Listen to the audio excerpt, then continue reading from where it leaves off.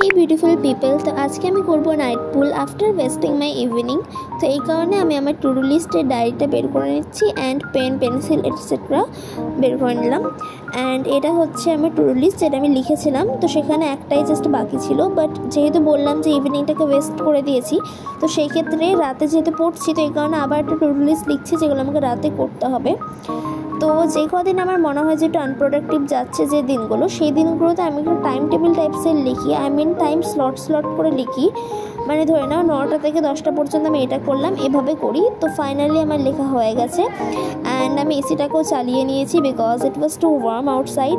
তো এই কারণে এসিটাকে চালানোর পর ফাইনালি পড়তে বসে পড়লাম। অ্যান্ড এখানে আমি বেঙ্গলি পড়ছিলাম। বেঙ্গলি আমাদের পথের পাঁচালী বলে একটি বই রয়েছে, যারা WB বোর্ডের ক্লাস 8-এর স্টুডেন্ট তারা নিশ্চয়ই পড়েছো বা পড়ছো।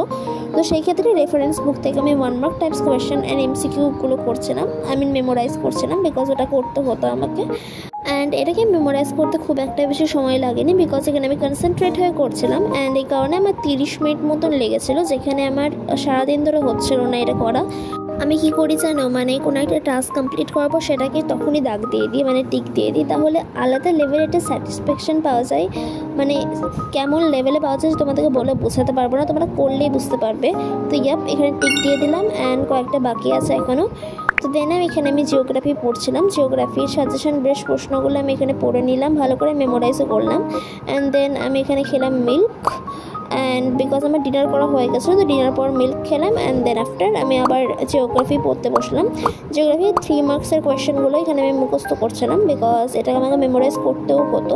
So after memorising this I move on to science. তো সায়েন্স পড়ছিলাম, এখানে সায়েন্স চ্যাপ্টার নাম্বার 2টা পড়ছিলাম। And this for today, by.